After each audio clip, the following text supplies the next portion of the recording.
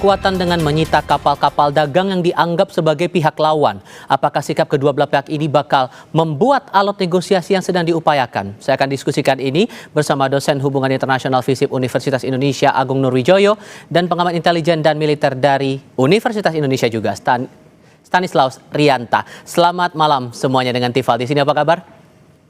Baik, Mas. Terima kasih semua sudah bergabung dalam diskusi kali ini.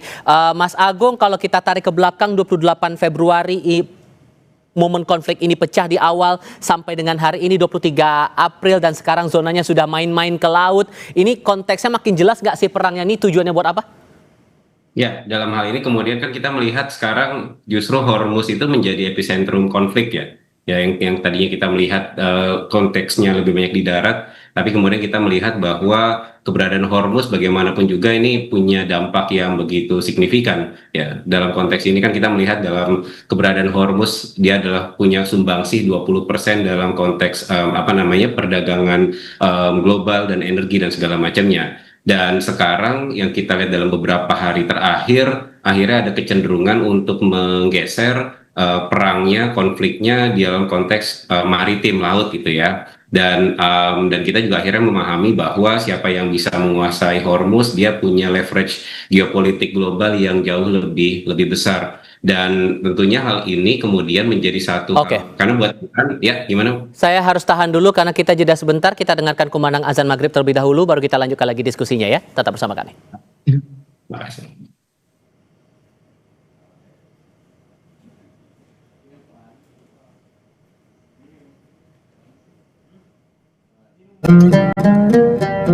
Salat maghrib untuk Anda umat muslim di wilayah Jakarta dan sekitarnya. Melanjutkan diskusi. Mas Agung, sorry saya salah tadi ya. Tadi Anda menjelaskan bahwa ini konteksnya sudah meluas ke area laut, zonanya sudah meluas di situ. Cuman kalau ditarik dari awal perang ini mencuat di tanggal 28 Februari sampai hari ini, targetnya jelas, tujuannya buat apa dilakukan perang ini atau malah masih abu-abu nih Mas? Ya, makin abu-abu Mas sebenarnya. Jadi bahkan kalau dalam konteks politik dalam negeri Amerika Serikat kan juga publik Amerika Serikat mempertanyakan tujuan Donald Trump ini melakukan serangan. Bahkan 68% masyarakat Amerika Serikat itu tidak yakin tujuannya kemudian pengen dicapai oleh Trump. Tapi kalau kemudian saya coba melihat dan menerka-nerka ya Mas, dan kemudian sekarang intensi jalur laut ya, atau bicara tentang Hormuz menjadi satu target utama, artinya kan pertama ada intensi yang besar bagi khususnya buat Amerika Serikat untuk mengontrol jalur energi ya, dengan kemudian dia tetap bersikeras meskipun beberapa waktu yang lalu Iran sempat mau untuk membuka Hormuz, tapi di saat yang bersamaan Amerika Serikat tidak mau membuka blokade mereka atas Hormuz. Nah, yang kedua sebenarnya juga ini sebagai bentuk buat Amerika Serikat untuk melakukan tekanan ekonomi terhadap Iran. Ya, karena memang keberadaannya, kalau pernyataannya versinya Trump kan sehari Iran rugi sekitar 300 juta dolar karena sebagai akses Hormuznya kemudian ditutup. Dan yang ketiga ada upaya yang kemudian dilakukan Amerika Serikat dalam hal ini berupaya untuk mengisolasi Iran. Artinya memang dalam hal ini ada upaya yang dilakukan Amerika Serikat untuk terus menekan Iran, tapi di saat yang bersamaan ini juga sebagai satu bentuk sinyalemen untuk meningkatkan eskalasi. Ini kan kalau kemudian dalam hubungan internasional kita menamakan ini sebagai diplomasi koersif yang dilakukan oleh Amerika Serikat. Dan hal-hal ini sebenarnya akhirnya memang tinggal menunggu insiden-insiden besar untuk masuk ke perang yang jauh lebih luas. Tapi dalam hal ini kita melihat bahwa aksi retaliasi yang terbatas juga dilakukan Iran ya, kalau kita melihat dalam beberapa fenomena terakhir ini Mas. Pak Stanis, kalau konteksnya sekarang sedang gencatan senjata walaupun konteksnya juga ini tanpa persetujuan dari Iran, tapi saling blokade, saling melakukan sandera di area laut ini masih dilancarkan AS lalu dibalas oleh Iran. Sesungguhnya AS ini betul-betul hanya serius untuk melakukan ancaman ini dalam tanda kutip di laut, atau lagi ada momen persiapan di tengah gencatan senjata yang mereka bikin sendiri tanpa batas waktu? Ya, gencatan senjata kan tidak boleh tampak lemah ya. Akan berbahaya ketika sedang perundingan, kemudian salah satu pihak akan tampak lemah. Makanya biasanya di dalam momen gencatan senjata itu pihak-pihak itu menunjukkan kekuatannya supaya nanti ketika berunding tidak ditekan atau berunding mereka dirugikan. Itu yang pertama. Yang kedua, memang kalau kita melihat suatu teori ancaman itu terjadi dengan adanya kerentanan dari pihak lawan. Nah, kalau kerentanan itu salah satu unsur kerentanan adalah daya tarik. Daya tarik ini sekarang berpindah. Kalau dulu ketika perang, Amerika pertama kali mengatakan bahwa urusan nuklir.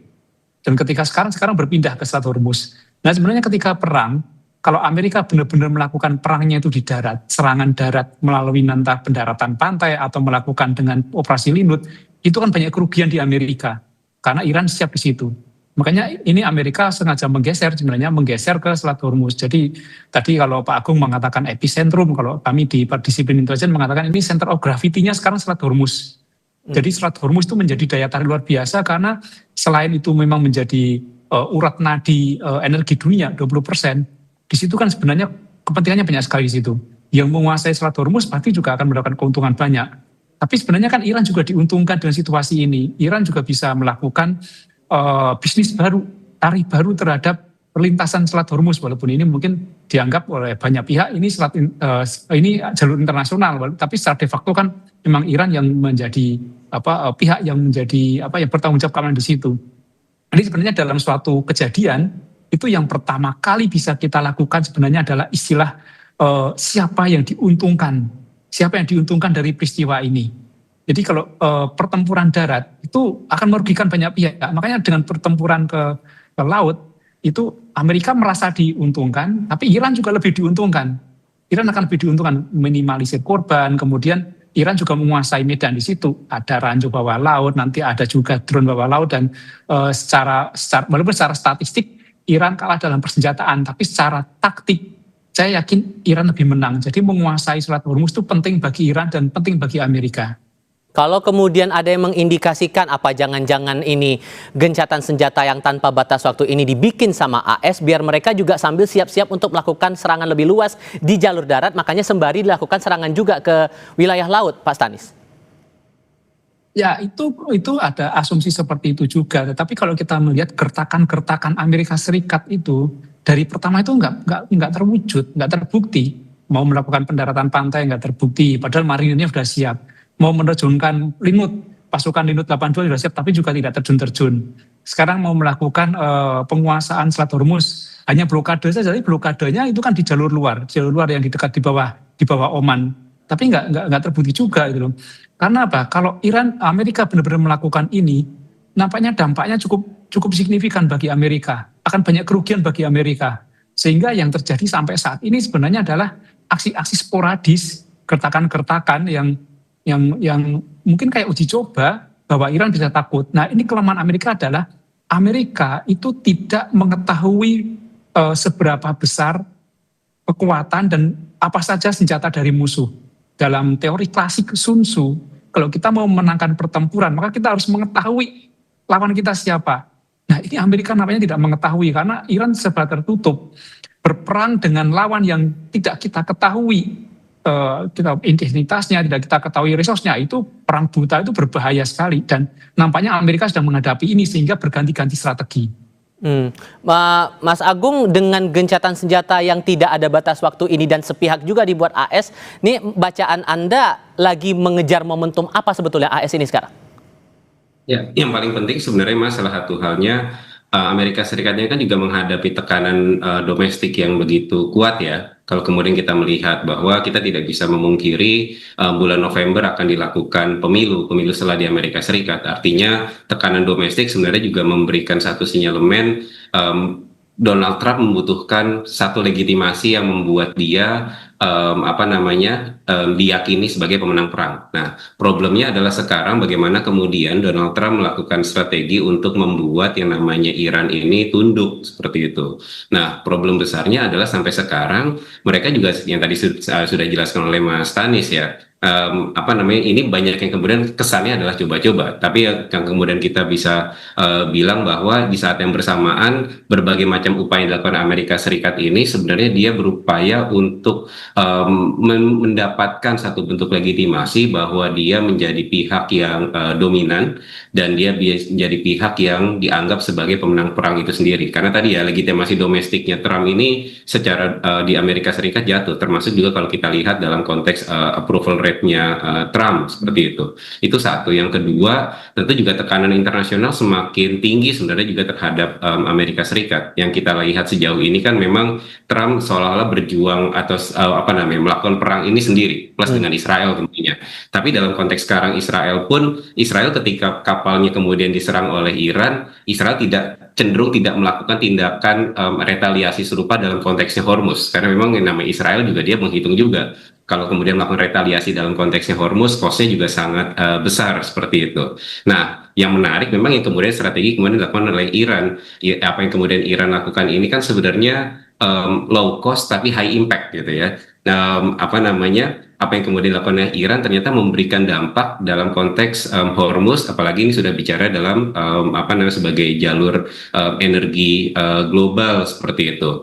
Nah, artinya memang tekanan yang diberikan oleh Amerika Serikat ini tetap punya intensi sebenarnya berbicara dengan Iran dalam konteks perundingan, tapi yang dilakukan oleh Amerika Serikat di saat yang bersamaan ini seperti strategi Mad Men ya kalau zamannya dulu Nixon ya, jadi dia berupaya menciptakan satu strategi yang membuat Iran tuh sedikit banyak bingung di satu sisi dia menginginkan perundingan, tapi di sisi yang bersamaan aksi eskalasinya terus kemudian dilakukan, dan itu saya lihat ini sebagai satu hal yang kemudian dilakukan oleh Amerika Serikat. Ditambah lagi konteksnya Pak Stanis, 30 negara nih lagi ngumpul di Inggris untuk membahas, mendiskusikan gimana nih caranya bisa Selat Hormuz ini bisa normal lagi, perdagangan dunia bisa lancar lagi, nggak ada efek yang lebih luas saat kedua belah pihak AS Iran malah memperluas zona perangnya ke wilayah laut. Menurut Anda pertemuan itu bakal ngaruh nggak, atau malah ya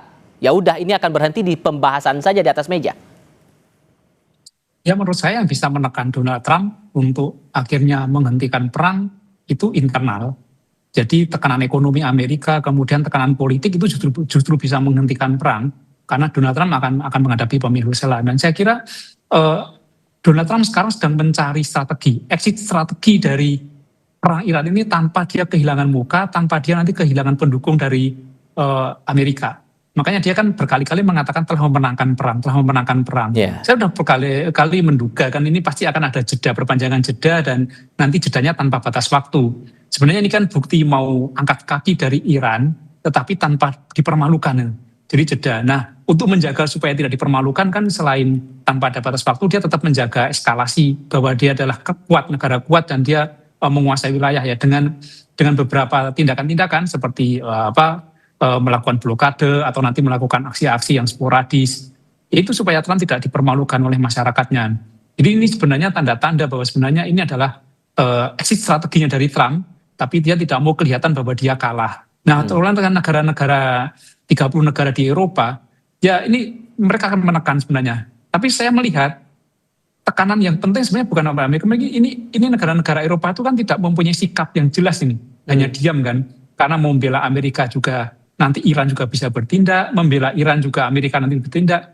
Tapi yang paling penting sebenarnya adalah negara-negara Eropa itu dalam jangkauan rudal Iran.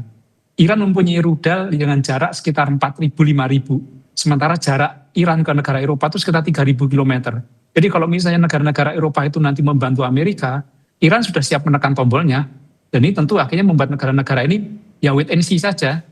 Paling tekanan lain yang supaya perang ini selesai. Dan kita sepakat sebenarnya dalam sebuah konfrontasi seperti ini, dalam sebuah perang, kita sebenarnya tidak membela A atau B. Yang kita bela kan perdamaian untuk kemanusiaan. Yeah. Itu yang harus kita tekankan itu. Ada juga punya pandangan yang sama Mas Agung, posisi 30 negara yang lagi ngumpul di London ini akan jelas posisinya menekan atau justru malah abu-abu? Tapi jawabnya nanti, kita jeda dulu ya, tetap di Kompas TV.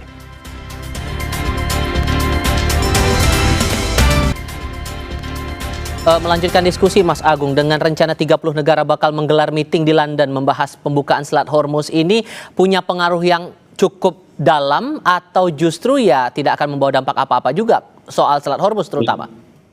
Ya, problem besarnya adalah negara-negara Eropa itu dalam beberapa waktu terakhir itu tidak satu suara ya Mas ya perihal masalah rencana operasi di Hormuz. relatif hanya dua negara yang mereka setuju untuk dilakukan operasi multinasional, tapi itu di luar dari skemanya NATO, yaitu Inggris dan Prancis. Tapi negara-negara yang lain seperti halnya Jerman, Spanyol, Italia secara keras menyatakan bahwa ini bukan perang kami, ini adalah perangnya Amerika Serikat. Nah, tapi juga yang kemudian harus dipahami bahwa sikap Eropa ini kan hari ini adalah sikapnya lebih menunjukkan otonomi strategisnya Eropa. Dia kecenderungannya adalah berbeda dengan Eropa dahulu yang kecenderungannya adalah mengikut Amerika sebagai aliansinya.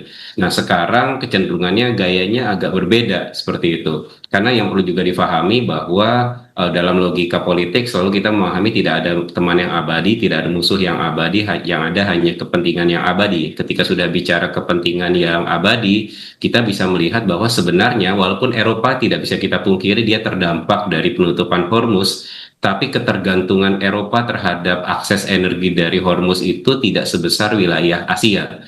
Nah, ketika memang ada kepentingan yang besar, maka kemudian kita akan melihat respon cepat yang diberikan negara-negara Eropa dalam konteks Hormuz ini sangat berbeda dengan respon cepat Eropa terhadap isu Selat Bab El Mandeb atau wilayah Laut Merah. Waktu itu sekitar tahun antara 2023 sampai 2025 itu ada operasi besar yang dilakukan oleh Eropa bersama dengan Amerika Serikat dinamakan dengan operasi Protective Guardian. Itu perang terhadap kelompok Houthi karena memang mereka sangat terganggu dengan gangguan Houthi di wilayah Laut Merah. Tapi kembali lagi ke poin utama perihal masalah Hormuz, hal-hal yang tadi saya jelaskan itu memberikan satu sinyalemen bahwa ya sikap Eropa ini cenderung tadi ya abu-abu tentu dalam konteksnya Hormuz karena memang tidak semua negara punya suara yang sama dalam konteks ini Eropa perihal masalah Hormuz seperti itu. Nah, tapi dalam sisi yang bersamaan kita akan melihat bahwa pertemuan di Eropa itu bisa menjadi satu pertemuan yang sifatnya signifikan dan penting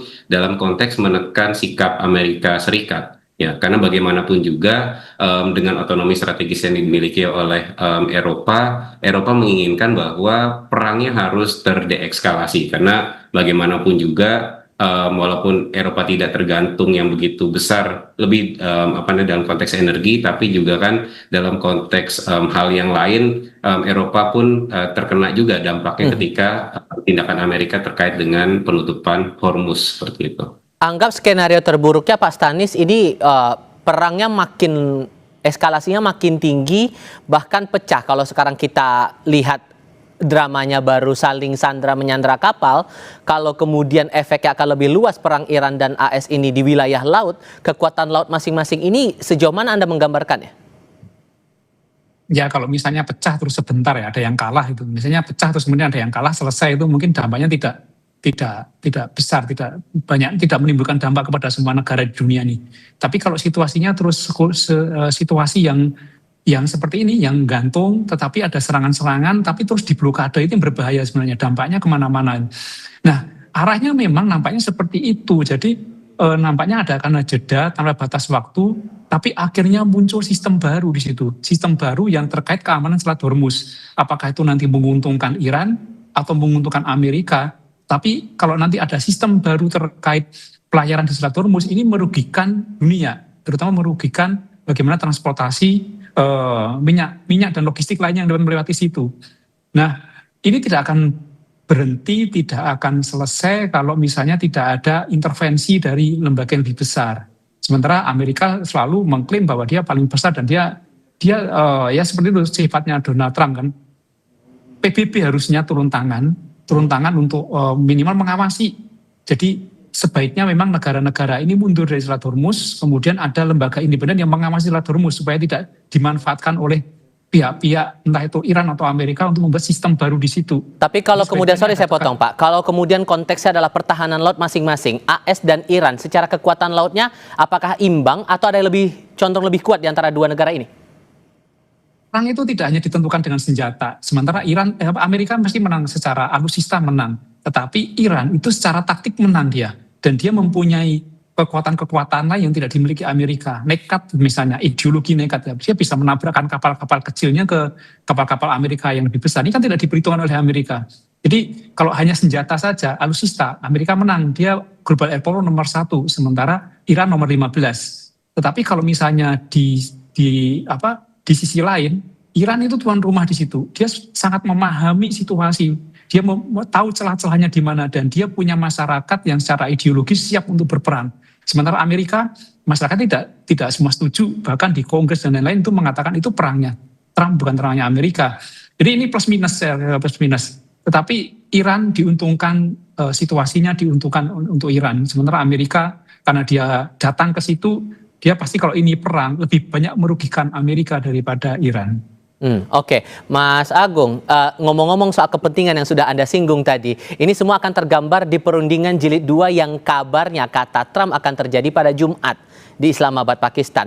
Kalau kemudian konteksnya sudah seperti sekarang ini, apakah soal konteks pelabuhan, pengamanan zona laut ini akan jadi tambahan butir kesepakatan lain yang bakal ditambah di perundingan itu, dan sejauh mana proyeksi Anda kata sepakat bakal terjadi di perundingan jilid 2 ini?